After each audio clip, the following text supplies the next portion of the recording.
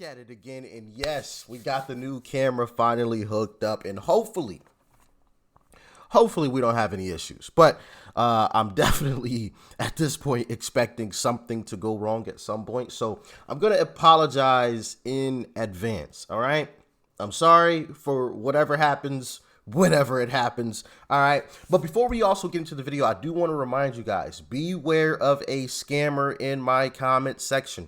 I try to take care of it when I see it, but sometimes I miss it. There is someone who is trying to impersonate me in the comment section, and they're trying to, I guess, get you guys to send them money or something. But beware, all right? Make sure that the person replying to you, if it's me, that it only says Doc Rich. If it says anything after Doc Rich, it is not me.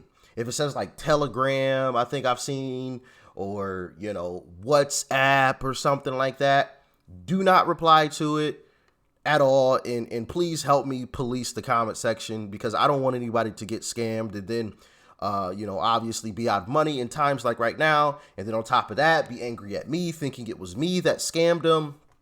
I don't want any of that. So please, please, please be aware of that scammer. All right. But anyway, I have talked enough, and let's dive in. More midterm headaches for the Democrats. With 47 days to go, the party is once again desperately trying to distance themselves from radical policies that are poison at the ballot box, like defund the police. Moderate House Democrats let out a huge sigh of relief when they realized their months-long effort to pass a police funding bill will move forward despite the far left's attempts to sink it. Squad members refusing to back down on their anti-cop positions by stalling the vote earlier. And Republican Congressman Steve Scalise thinks Democrats will never be able to get rid of the defund stench. It's unreal that months into talking about helping police, the Democrats still can't stand up and support law enforcement. Their party, at its core, is still embracing the defund the police crazy idea. But it's very telling that the Democrats will pay lip service to police, but when it comes time to back in the blue, they walk away because they don't support the police. And why does this all matter? Well, voters backed Republicans by a whopping 23-point margin on dealing with crime, which has led moderates to spend millions in TV ads to appear tough on the issue. Tim Ryan knows defunding the police is ridiculous. He's brought back $467 million to put good cops on the street. I trust Tim Ryan to keep our communities safe. When I hear people talking about defunding the police, I know they're wrong. Police officers put their lives on the line every day to keep us safe, but it's our job to make sure they have what they need to do it. And that's a job I take personally. In the Senate, I'll protect Florida from bad ideas like defunding the police. That's just crazy. I worked side by side with the police, showed up at the crime scenes. We did whatever it took to fund our police. All that comes amid a new report that reveals Americans have Googled topics Republicans do better on, like crime and Biden's border crisis. So, just the other day, I spoke about the game, right? Now, once again, I'm still an infant when it comes to this political stuff and diving into all of this. But this is just my perspective, and you guys can let me know if you agree with it, disagree with it, why or why not. But from what I've seen thus far is that Democrats play a game, right? And it's the political game, obviously. And unfortunately, they play it decently well. Is one thing that I've been noticing. And that's why I touched on this in a video the other day, that Republicans have to learn to maybe not necessarily play the game, but call it out when they see it being played. Like right now, the Democrats know that they are losing in the polls. They know that they're losing. They truly don't want to fund the police, but they have to put on a front to make sure that they get the votes to stay in, right? So they're putting on this front right before the midterms. Ooh, what a coinky dink. Yeah, you're doing all this right before midterms? Well, that ain't obvious. Well, unfortunately, it's not obvious to a lot of people on the left. It's not obvious. right? So you have a lot of people, especially folks on the left, that are going to take this and eat it up, that were at least considering not voting. They may not have been considering voting for Republicans, but they were considering just not voting at all, right? Because that's just the way things go. You can never vote for a Republican because, you know, Republicans are the ist of this country, and they're the phobes and everything else. You can't vote for those guys. Of course not. Your only option is just to not vote at all. But you have a lot of folks that I think, or at least a good number of folks, who are going to go out and vote because they see, oh, well, Democrats are actually doing something now. You see the game that's being played? And as soon as midterms is over with, they'll go right back to doing what they were doing before. And that's one thing that I've noticed is they just play this game. And like, to me, I feel like it's obvious. But as you guys have you know, stated time and time again, common sense is no longer common, right? And I feel like this game that they're playing is common sense. Like, it's obvious, it's blatant, but it's no longer common sense anymore. Common sense is no longer common anymore. So a lot of people are going to fall into the trap of, hey, Democrats are actually doing something about crime now. Let me know if y'all agree, disagree, and how do you think Republicans can combat this game? Because obviously right now, with this bill, Republicans are in between a rock and a hard place, right? If you don't vote for it, then we all know what Democrats are going to do. They're going to paint you as the horrible, terrible, no good, very bad guys, and the Republicans are the reason why crime is at an all-time high, blah, blah, blah, blah, blah. We know that. We know the script. I've seen it. I'm very, very new to this, and I know the script already. But then you do vote for it, and Democrats are going to try to take all of the credit for it, right? So it's just like, man, what do you do in this situation? Obviously, you almost have to vote for it, because I feel like not voting for it is a lot worse than voting for it. But you're in the process of doing that, Democrats are going to try to take all the credit because they're in control of everything right now. So the game, man, it's crazy to watch all of this play out. And I don't know how long stuff like this has been going on. You guys can let me know in the comment section. But if it's been going on for a very long time, it's absolutely scary that I've never noticed it until, you know, obviously more recently. But anyway, y'all let me know how you feel about it. Then topics that favor Democrats. All right, let's talk about the fact that it has taken months to get this legislation passed. There has been a back and forth among the Democrats between the... Or maybe Republicans can figure out some kind of way to push it back beyond midterms. I don't know. Can finagle their way into, you know, a vote after midterms so it doesn't have any effect. But then I feel like some Democrats are going to try to still paint Republicans as bad guys if they did that. But I don't know. Yeah, y'all talk to me, please. Liberals, the progressives, the middle guys, the end guys, all of them.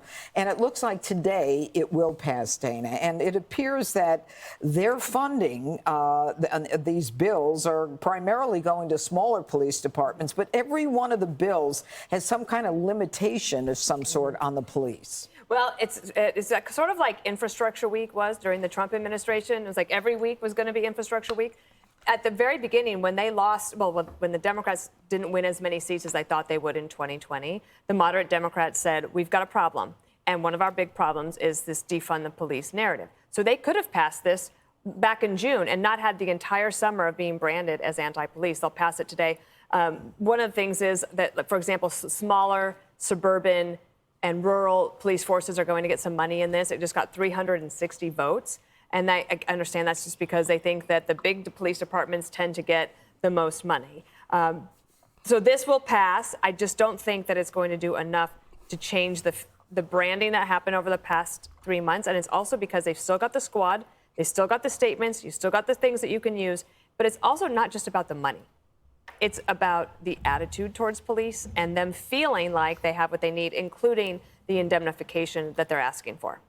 Well, you know, Jesse, this Okay. whole idea of the Democrats Interesting coming out now perspective. and trying to convince the public that, you know, we're tough on crime, and I really love Val Demings there in Florida, and even Fetterman. You know, Fetterman, amazingly, is trying some damage control because he called to free all of the second-degree murderers in Pennsylvania, and now he's got an ad saying he's tough on crime. I'm not mad at my people from What Pennsylvania. I'm just disappointed. He wants to turn loose the second-degree homicide people in prison. He said it's because What he's trying to do, the Illinois thing, which I'm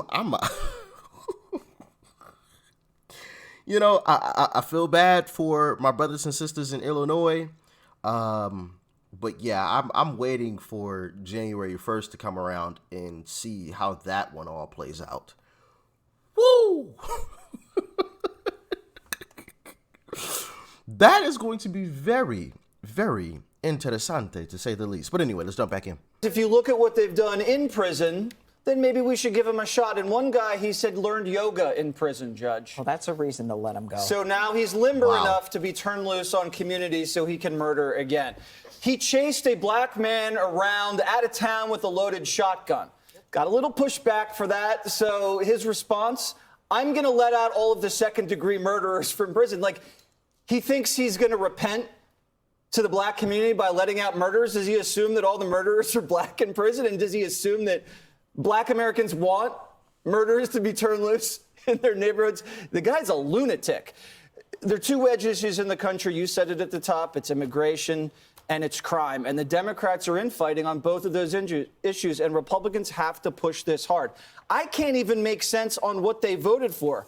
One of the bills provides grants aimed at reining in violence. Do you guys know what they're talking about? I have no idea what they're talking about. Here's another one. Promotes use of mental health workers so they respond to incidents Well, yeah, you without know what police that is. officers. You know what that is? You know what that is. That is a recipe for disaster. Yeah. I just don't understand. The real issue is these stupid DAs, these bad bail laws, and as you said, the culture that thinks prisons and police are racist. And if you want to go deeper, we can go deeper. It's about fathers that aren't there. It's about the quick bucks you can make from drug trafficking. And, you know, I don't think Congress is ready to address that at all. You know, Jessica, the idea of having mental health people work in lieu of law enforcement, which is one of the bills, I'm not so sure that that's a great idea. I think that it's part and parcel of obviously having police officers on the street, but also understanding that a lot of the people who are making us feel unsafe, and we're going to talk about this later in the show as well, are people who are mentally ill. And there are things that can be responded to for people that are not traditional law enforcement. They're not carrying a gun necessarily. And we can have a multi-pronged system to try to push back on what's going on in mostly cities, but actually all over the country. In terms of, you know, the ads that are being aired, Val Demings was the first female police chief of Orlando. She's a very serious law enforcement official. She has an incredible record when it comes to being tough on crime. That's completely authentic there. And Dana's right when you talk about what happened after the 2020 election. Whip Clyburn kicked it off. Your favorite, Abigail Spanberger, talked about this as well. And moderates were very clear. But what I find interesting is that it was only 4 or 5 liberals that were pushing back on these bills. The Progressive Caucus is actually quite large. And there were a lot of people who you would normally suspect were going to be, you know, against these bills or want to tinker with them, and they were all for it. So obviously Democrats understand that this is a serious issue for us going into the midterms, and one just more generally in terms of... Yeah. They understand that they can't afford to say no to this right now. They have to play the game. They have to play the game. You mean to tell me all this time, you know, that they've been in power, they all of a sudden now want to try to pass this? Like, come on. Like, it's just obvious. Like, you don't truly care about this bill. You care about the votes. You care about playing the game. That's it. keeping our country safe. Well, in the end, Greg, I mean, the Dems have to try to distance themselves from the last 2 years. Is it going to work? Yeah, it's pretty hard. Our DA here, Alvin Bragg, helped get pissed out, I think, in just after doing in 30 days. And what did he do? He really assaulted 5 people, right? So that's what you're up against. As a rule, though, you should never criticize people. The problem with stuff like that you know, them letting out someone that bad and then them going and assaulting, you know, multiple people thereafter, is the mainstream media won't cover those stories, right? And I mean, you even had a story of a Democrat who put a young Republican, 18-year-old guy in a pine box because he was Republican, apparently. And they got into some political debate. Yeah. Did you see that on MSNBC? Did you see that on CNN? And CNN is supposed to be moving towards a fairer direction. Did you see it, though? Exactly. You didn't. That's the problem. So, I don't know. I really don't know how this is going to play out with the left. I think a lot of folks, like I said earlier, are going to lack a bit of common sense and aren't going to realize the game that's being played. Hopefully I'm wrong. I hope that I'm wrong. But you guys can let me know in the comment section. What do you guys think this game that they're playing here right before midterms, is it going to work? Trying to distance themselves from everything that they've done wrong, you know, these past 2 years or so. Let me know. As a rule, though, you should never criticize people when they finally do what you want them to do, you know, but I'm talking about the Democrats finally being tough on crime. But sadly, they aren't doing it for humanitarian reasons. They're doing it for political reasons. And why does that matter? It matters because it could have been done sooner. And thousands upon thousands of lives could have been saved if it was done sooner. And the reason it wasn't done sooner is that there wasn't a political need in their head that says, you know, we got to get this done. Yeah, people are getting, but, you know, they're those people. You know, it says criminals killing criminals. It's not a big deal. It's really not that way. But it makes you wonder, if you want to get Democrats to care about crime victims, you almost have to have elections every month. You know what I mean? Put them online, because then they'll only care about crime, because without political pressure, they don't give an F. They just laughed at people like us when we've been talking about this stuff for 2 years, right? We would bring it up. People would laugh at us, literally laugh at us about talking about crime, that the numbers were wrong. I remember having this discussion. It still makes my blood boil. And now, 2 years later, when it's a political issue, right? A political issue. Now they give a damn. I pat them on the back for finally joining the club, but there's a lot of dead people that aren't here right now because you didn't think it was worth it. I'm not patting them on the back. Good for you, Jesse. It is good. Yeah, that's good. I'm with Jesse. Dead people. Hey, Sean Hannity. Looks like I ran into an issue with my camera already. I think it overheated or something. But anyway, yeah, I'm with Jesse. I'm not patting them on the back for that. Absolutely not. Absolutely not. But yeah, y'all let me know how you feel about all this craziness in the comment section. Do you think the game is going to work? I hope not. I really do. I mean, this is just absolutely ridiculous, and it's obvious what it is that they're doing. But hopefully more people open their eyes and see the game that they're playing, and yeah, don't fall into the trap. But like, share, comment, hit that subscribe button if you're new. Peace and love. I'm out.